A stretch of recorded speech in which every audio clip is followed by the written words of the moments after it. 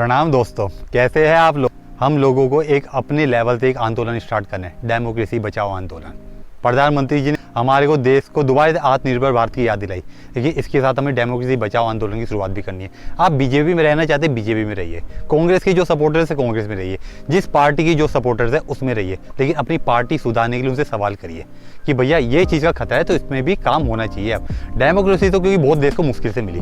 1947 में आप लोगों ने कभी सोचा है कि हमारा कॉन्स्टिट्यूशन बना था तो वो लोग डेमोक्रेसी के ऊपर उन्होंने इतना ध्यान क्यों लगाया था कि डेमोक्रेसी खतरे में ना पड़े कभी भी, क्योंकि उन्होंने डिक्टेटरशिप में वो लोग जिए थे, वो अंग्रेजों की डिक्टेटरशिप में जिए थे। और आप लोग अभी तक डिक्टेटरशिप में नहीं जिए हो। जो आपको लोगों को हल्की हल्की डिक्टेटरशिप आ रही है, आप लोग उसे जस्टिफाई कर लेते हो क्योंकि आप लोगों को मोदी के आप लोग फैन बने हो। जो मैं पहले बोलता हूँ, प्रधानमंत्री या किसी भी नेता के फैन मत बनो। फैन बनने हैं तो अपने माँ बाप के बनो और अपने फैन बनो, कुछ ऐसा करो। दोस्तों, सबको क्यों लगता है डेमोक्रेसी खतरे में है? क्योंकि हमारी हर सरकार ने मान के चलिए डेमोक्रेसी के लिए कोई कमी नहीं छोड़ी डेमोक्रेसी को ख़त्म करने के लिए। नेहरू सरकार से लेके इस मोदी सरकार तक, नेहरू सरकार ने, आप लोगों को पता है, जो फर्स्ट कम्युनिस्ट गवर्नमेंट थी हमारे देश की, पूरी दुनिया की जो डेमोक्रेटिक वैसे फर्स्ट कम्युनिस्ट गवर्नमेंट थी 1958 में केरला में, उसको नेहरू गवर्नमेंट ने खत्म कर दिया था। उसको वहाँ के कहते हैं ना कि मोदी सरकार ने सरकार गिरा दी, उस समय नेहरू सरकार ने ही किया था, उस समय की सरकार को गिरा के।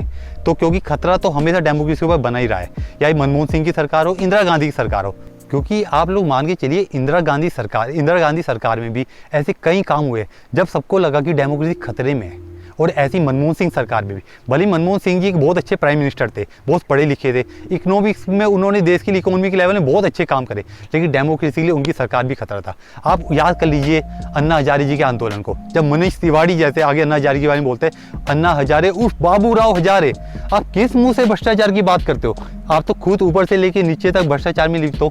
और फिर याद कर लीजिए लोगों ने उन्हें क्या जवाब दिया जब रामलीला मैदान पूरा फुल कर दिया। मनीष तिवारी को अपने शब्दों के लिए माफ़ी मांगनी पड़ी देश से।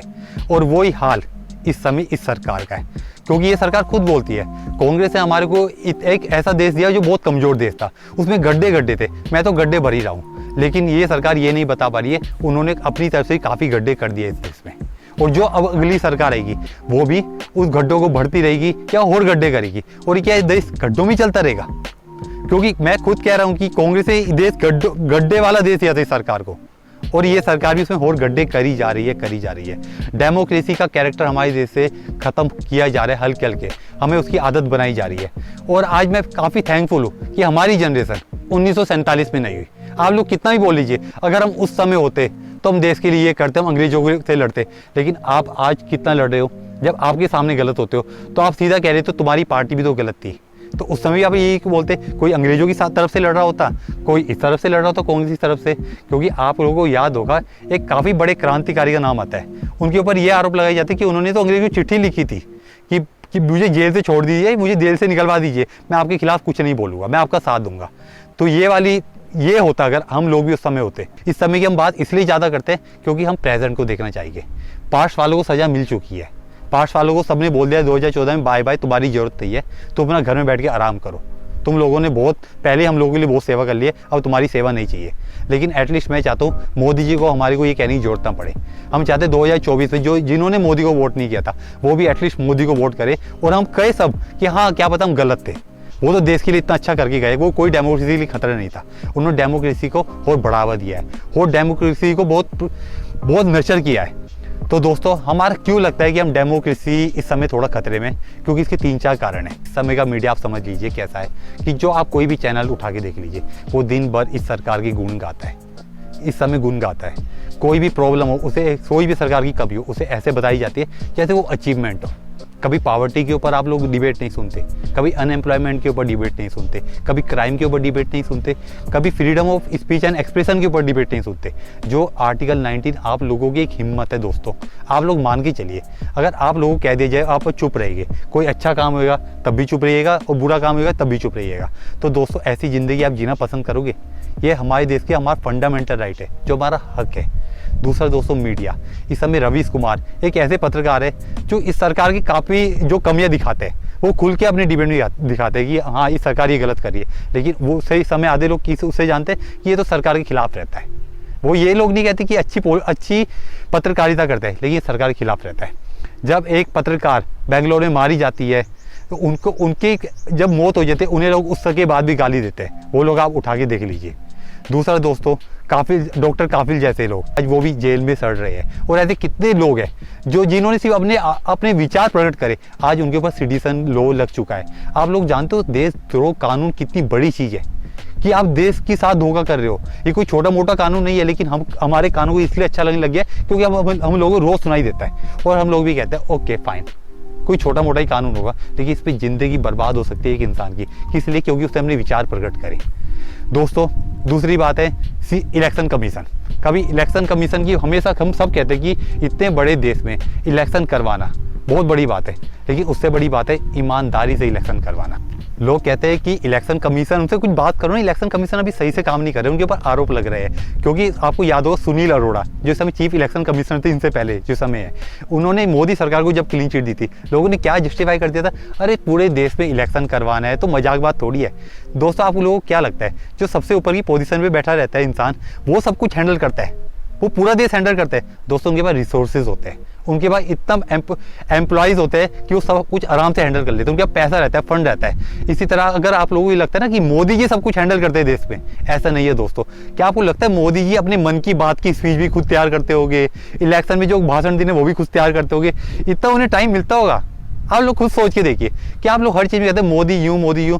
अगर लालू इस हिसाब से, तो लालू प्रसाद जी ने इस रेलवे को, जो हमारे जब रेलवे मिनिस्टर थे, उसने प्रॉफिट दिखाया था, तो आप लोगों को लगता है कि लालू प्रसाद को इतने बड़े बड़े आंकड़े समझ आते होंगे, कहीं लाखों अरबों करोड़ों के आंकड़े, वो लोग सारी कैलकुलेशन खुद कर लेते होंगे? दोस्तों, इनके पीछे एक IAS की टीम्स रहती है, आप मान के चलिए। इन लोगों का सिर्फ चेहरा रहता है, असली काम वो किसी और का रहता है। इन लोगों की बस विल रहती है कि किस इंटेंशन के साथ तुम्हें काम करना है, कि कितना इससे फ़ायदा पहुंचा चाहिए, बाकी काम दूसरों का रहता है। अगर ये इतनी बड़ी पोजीशन पे है, इस हिसाब से तो अंबानी इस समय सारा काम अंबानी जी करते हो कि इतनी बड़ी कंपनी खोल रखी, जियो के टावर भी वो लगा रहे हैं, कुछ भी कम उनके टेक्निकल प्रॉब्लम्स हो रही है वो भी ये सब कुछ कर रहे हैं।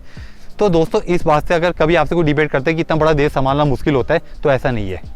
विल अच्छी होनी चाहिए, इंटेंशन अच्छी होनी चाहिए, हर चीज़ समझ सकती है। MLAs के ऊपर आरोप लगे कि इन्होंने 15 करोड़ रुपए मिले, 20 करोड़ रुपए मिले, 25 करोड़ रुपए मिले एक पार्टी से दूसरी पार्टी शिफ्ट करने के लिए।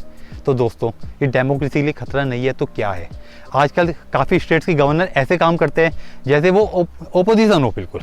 मतलब ओपोजिशन अगर स्टेट में उनकी पार्टी नहीं है तो जिस पार्टी को बिलोंग करते हैं उनकी तरह बिल्कुल एक्टिव रोल निभाते, वो ऐसे उनके बयान आते हैं। तो ये आप लोगों को लगता है कि एक डेमोक्रेटिक कंट्री में, जहाँ पे हमारे सुप्रीम कोर्ट, जहाँ हमारे कॉन्स्टिट्यूशन की इतनी इज्जत होती है, वहाँ पे गवर्नर्स पार्टियों की इस तरह बिहेव करते हैं, उनकी भाषाएं आप देख लीजिए, वो लगता ही नहीं आपको कि वो आपको अभी ऐसा लगेगा अच्छा ये तो इस पार्टी का बिलोंग करते, तो थोड़ा बहुत कर बोलेगा ही।